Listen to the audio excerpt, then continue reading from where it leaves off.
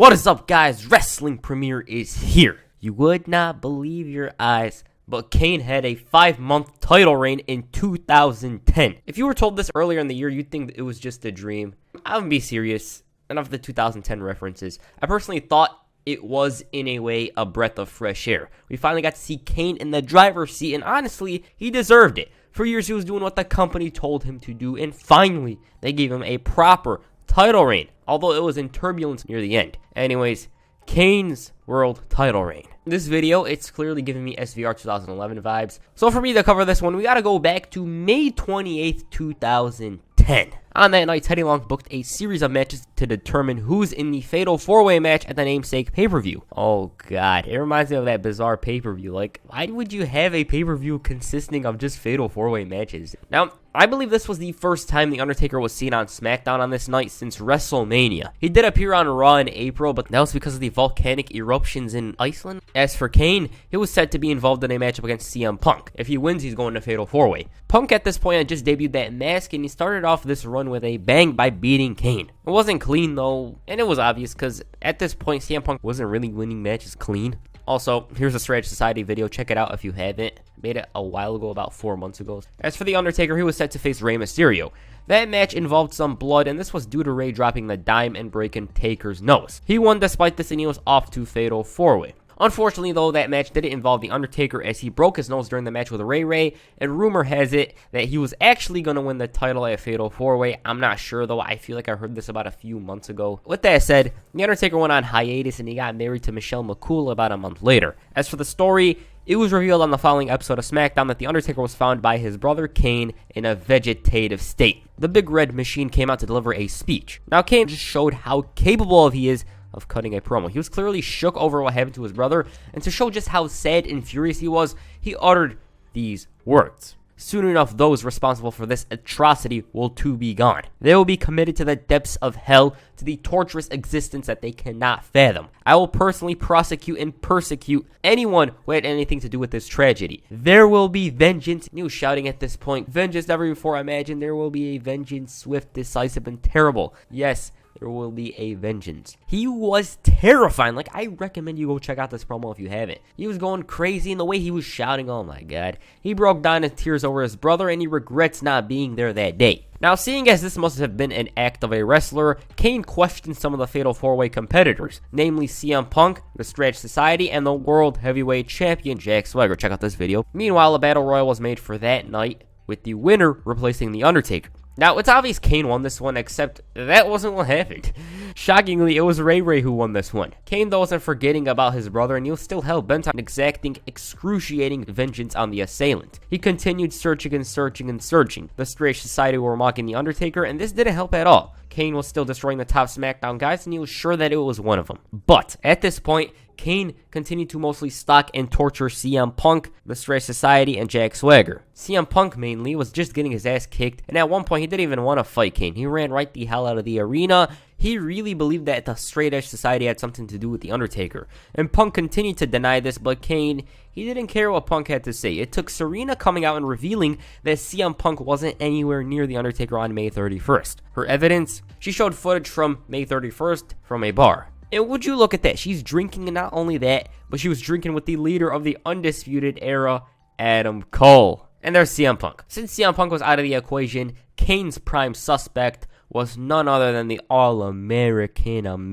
Jack Swagger. He denied this, but after Swagger said something about making people suffer earlier on, Kane believed it was him. Kane interrogated him, and this segment just made me laugh. Swagger's just screaming, I have an alibi. It was so damn hilarious, and it wasn't even supposed to be hilarious, but you should go check it out. It's funny for the wrong reasons. So Kane gave him the chance to bring his alibi for next week. Next week comes, and Swagger brought out his father. Jack then showed some images from Memorial Day, I guess, and Jack was just enjoying time with his father. At least that's what it seemed like in these May 31st pictures. But then Kane came out, and he didn't believe Swagger. He tried showing some other pictures, but Kane tried chokeslamming him. Swagger delivered a right hand, and he pounced on him. Now, this was when Swagger was like a cheap version of Kurt Angle, and it clearly didn't work out. Ray, though, had issues with Swagger, and he hit the 619 on him before Kane grabbed the Swaggers by their throats. Jack escaped, and like a coward, watched on as his father took a chokeslam and a tombstone. You're watching in disbelief when you actually had the chance to do something. And Money in the Bank, Kane participated in the namesake ladder match. Now, looking at the build-up, you wouldn't think Kane would win it. You'd assume it would be Christian or Drew McIntyre, but shockingly, to me, I'm not sure about you, he won. Seeing as he was carrying essentially championship gold, Kane about an hour later went out to the ring and he cashed in the briefcase on a one-legged Rey Mysterio. He chokeslammed him before wrapping it up with a brutal, a devastating tombstone to become the new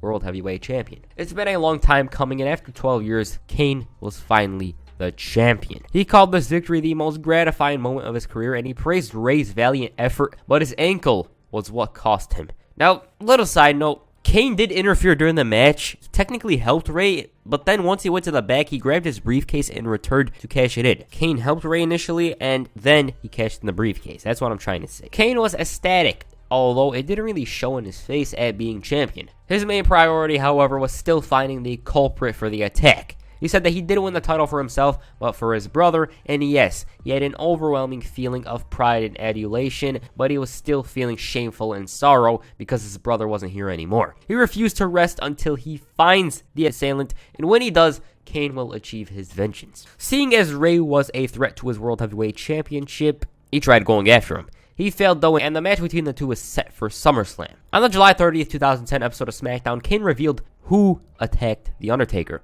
He said it was Rey Mysterio. Kane believed that Rey had the most to gain from this. I mean, who was the last man The Undertaker faced? Rey Mysterio. And Rey opportunistically won a Battle Royal the following week. Then 2 weeks later, he won the world title. And the only reason why Rey won it was because Taker wasn't there. And this is why he cashed in the briefcase on him. And at SummerSlam, Kane won't just be satisfied with victory. He'll make Rey pay his sins, and he's going to open that casket and stuff Rey in there. And when he shuts that lid, Rey Mysterio will cease to exist. His fate will be sealed, and so will his soul. Damn, man, relax. Now I'm just thinking, imagine this, Rey Mysterio wearing a hoodie and some jeans, breaking into The Undertaker's house and jumping him with a couple of guys. Maybe Conan and perhaps Toto Americano were there too. Later that night, Rey Mysterio threw Jack Swagger into the Gulf of Mexico, and this just makes me laugh. I can't swim, I'm drowning.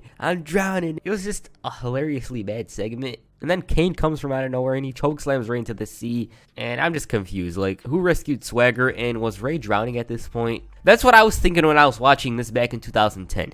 All in all, it was pretty cool to see them fight in the Gulf of Mexico, because it's something that doesn't really happen that often. And so, even though Swagger was shouting his drowning and it was hilariously bad, I like this moment. Seeing as Kane was accusing Rey Mysterio of taking out the dead man, Rey believed it was Kane himself who took out his brother. The smile on Kane's face slowly turned into a look of rage after hearing this. So basically, heading into SummerSlam, Kane was the prime suspect. As for the match, I can't really say much about it. It wasn't bad, but it was forgettable. Like, I don't really think about it that often. Obviously, I think about the Nexus and Cena match, but this one, like, I don't think about it that much. I only watched it once. Kane brought out the casket to honor his brother by sending Rey into it. Rey did bring the fight, but Kane was just too much for him, and after the match, he was looking to throw Rey into the casket, but once he opened it, well, no one was there. He was looking to throw Rey into the casket. Rey tried fighting back, but he failed in his effort, and Kane was gonna drag him into the casket and close it shut. But this time, though, when Kane opened it, well, Big Brother was here. The Undertaker, after 3 months, was back. Kane looked like he had an accident, and he tried asking him to get along and jump Rey, but Taker had other plans. He questioned Rey. He asked him, like, why did you do it? Rey denied this, and The Undertaker believed him, so he spared him. Now it's Kane's turn. They choked each other, and Kane shockingly overpowered his brother and tombstoned him. So, at this point, Taker wasn't as tough as he previously was. Kane was proud of his actions, and later that week, he let everyone know it was because of The Undertaker's pride he was set into a vegetative state, and because of his pride, Kane was able to drop him on his head. He gave us flashbacks to the first time he confronted his brother and how Taker was selfish, preferring to keep him in the shadows. And Kane's influence is what brought out the best of The Undertaker. And when they met the second time at WrestleMania 20, the time for Kane to overtake his brother wasn't then. And when they reformed the Brothers of Destruction, it was nothing more than a vehicle for Kane's vengeance. And The Undertaker's pride is what forced him to get back up, and that would be his undoing. And the time Kane knew it was over was when The Undertaker showed mercy to Shawn Michaels. It was then he knew that his plan finally came to fruition, and it was confirmed when Taker's grip was weak at SummerSlam. And now he's got his vengeance that has eluded him for so long, and his brother's Holy Grail is now Kane's World Championship. He dreamed of the day that he finally becomes the dominant brother, and he knew this day would come for 15 years. And now he's replaced him as the devil's favorite demon. The following week, The Undertaker responded to Kane's statements, and it was clear that Taker wasn't in great form, but he assured us that he's not dead yet. He claimed that Kane was spinning a web of lies, and Kane came out to offer a rebuttal. He said that he isn't a disease, and he isn't delusional. He said that it's clear that Taker's no longer the Phenom, and the reality is, he's bigger and stronger than his big brother, and now he's the dominant brother. The Undertaker responded by mentioning Kane's devil favorite demon remark, and he let the big red monster know that the house the devil lives in is the house that he built, and when he comes calling, the devil still answers to him with sir. He said that Kane's not worthy of carrying that championship, and most importantly, Kane's unworthy of being his brother. And yes, The Undertaker may have taught Kane everything about evil, but he didn't teach Kane about everything he knows. As for Kane's response, he vowed on the grave of their mother that The Undertaker will never rest in peace. So heading into their bout, it seemed like Taker lost a step and Kane was hitting his stride. The match was made for Night of Champions, and not only was it a title match, but a no-holds-barred match as well. As for the matchup itself, it wasn't classic by all means. I thought it was decent, but for some reason, Kane and Taker's matches, I just don't like him. It's just something about him, and I only liked a handful of them. Can't say anything bad about the feud. As for the matches, I don't even know what to say about them. During the match, Taker struggled, but near the end, he made a comeback, and he digged down deep to chokeslam his brother. Kane, though, countered the tombstone and had a tombstone of his own to shockingly beat his brother. At least that's what I thought at the time, but looking back, maybe it was expected. I mean, what did you think at the time? Comment it down below. I personally thought it was a shocker. As for The Undertaker, he sat alone on his stairwell, disappointed in what happened Sunday later that week. He sat there throughout the show up until Kane came out to the ring at the end of the night. He let us know that there's a new beast, and that's him, and now this is his yard. Kane clarified why he didn't end things at Night of Champions, and he said that the fun has just started, and now it's time to raise the stakes. Kane said that the end of The Undertaker should come in a dark corridor, Hell in a Cell, and The Undertaker isn't going to rest in peace, he's going to burn in hell forever. Then the dead man dimmed the lights, and the Druids brought out the casket. When Kane opened that casket, he found Paul Bearer. Then The Undertaker respawned and he went after his little brother, and Kane was like, screw this. He walked out of there and straight to the back, frightened with what just transpired. Okay, Mandela got me on this one. I could have sworn that The Undertaker faced CM Punk and then Paul Bearer returned, but I haven't seen this feud since 2010, so I was confused to see Paul Bearer return. As for that match, that did happen the following week, and Paul Bearer was there, but it didn't transpire as I once remembered it. The Undertaker, it seemed like he had the upper hand heading into the pay-per-view. He unleashed hell on Kane on the final SmackDown and seemed like he was lacking in vulnerability. As for the Cell match, I've heard a lot of things about it, and for that reason, I've avoided it. I've never watched it before, and I did see the promo for the match, though, and that was probably 5 stars. The match itself, I can't really judge it, but I've heard it was horrendous. Anyways, to not waste time trashing a match I've never seen, let me just explain how things went down near the end. The ref got knocked down.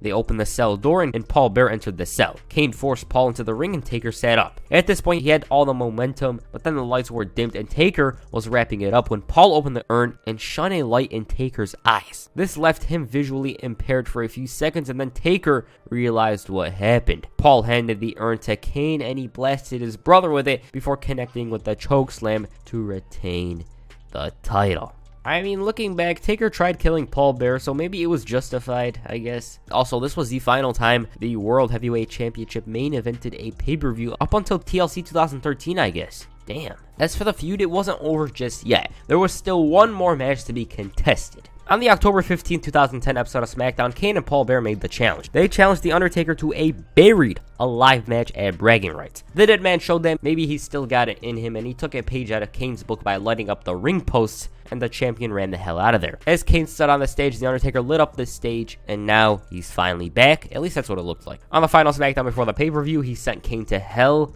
also known as Under the Ring or Hornswoggle's house. Now, as for the match, I've watched it before. It's nothing notable, and I believe The Undertaker had the advantage for most of the match. He was going to win this one, but then the most random thing occurred. The Nexus, for unknown reasons, interfered, and they attacked The Undertaker. For some reason, they helped Kane, and he blasted Taker with the urn to send him into the grave. And then the Nexus did Kane's dirty work to ensure he's the champion, and he won this one. Now, the funny part in all of this is the fact that this wasn't even the first time the Nexus interacted with The Undertaker. That was the 900th episode of Raw. Anyways, rumor has it The Undertaker was going to win this match and the title, but a torn rotator cuff got in the way, and so he went on hiatus and he had surgery afterwards. Now, you can say what you want about their matches, but the story was pretty damn entertaining. Kane's promos were so damn good, and for the first time in his career, he went 3-0 against his brother. Now, it was time for Kane's next challenger, the rated R superstar,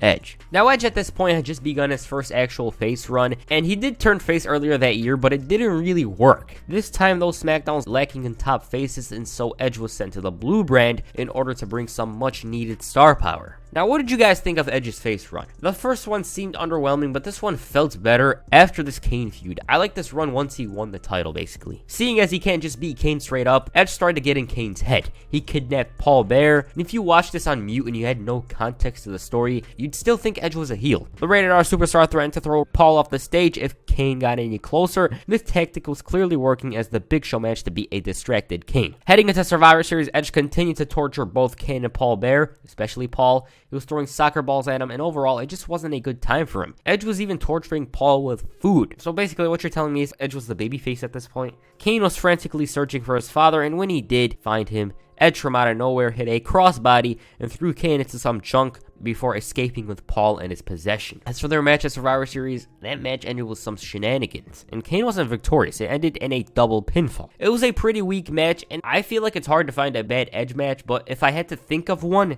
this will be the first match that pops out of my head. Obviously, this meant the feud will continue, and after the match, it was Edge who had the upper hand. After Survivor Series, Edge told Kane to just ask for his father. Kane shouted at him, to which Edge responded by telling Kane, ask nicely. Kane asked nicely, but the rated R superstar wanted to hear the P word. The way Kane said please, it rubbed Edge the wrong way, and he asked for him to say it again. Kane finally got it right, and the challenger said that it was insincere. This thing dragged on for another week, with Edge continuing to fool the champ. At one point, he even ran over a fake Paul Bearer, and Kane was just made to look like the biggest idiot. The challenger continued to bait Kane in order to destroy his psyche, and this night in particular, Kane was a mess. He was off his game. Edge used this to his advantage to beat Kane and pick the stipulation for their match at TLC. Obviously, he chose the namesake match, as it was his specialty, and then Edge brought out Paul Bearer. Kane was happy to see his father, but then he realized that it wasn't even him. Now, to be honest, when I was watching these segments to make this video, I kind of forgot he was champion. This wasn't even the end of this Paul Bearer thing. Once they did reach the end, Edge tricked Kane into pushing a dummy Paul Bearer off a ladder. Once Kane did that, it was revealed that that was the real Paul Heyman. Paul Bearer. And then to make things worse for Kane, Teddy Long added both Alberto Del Rio and Rey Mysterio to the TLC match, making it a fatal 4-way. As for that match, best match in Kane's title reign. I really thought it was an entertaining TLC match, and it's up there with 2010's best matches. It featured 3 of the best workers of the Blue brand, and it featured a bunch of spots and Rey Mysterio climbing the damn TLC set. Del Rio went straight through a table at such rapid speed. Kane showed that he's still capable of being a monster, and Edge, well, he was the smartest man in this match. He used his match experience to cruise through and capture the gold. All in all, it was fun, and it's as simple as that. Kane's title reign finally came to an end. Now, personally, I thought it was good.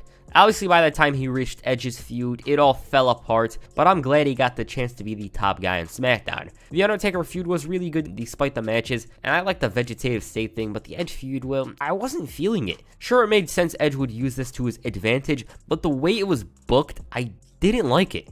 Every SmackDown during this feud involved the same thing. Edge roaming around with Paul Bearer, while Kane looked like an idiot. Anyways, I like the title reign, and if you guys are down with Edge's title reign to follow this one, then make some noise in the comments section down below. That's it for this video. Make sure you hit a tombstone on the like button, and perhaps a choke slam on the subscribe button.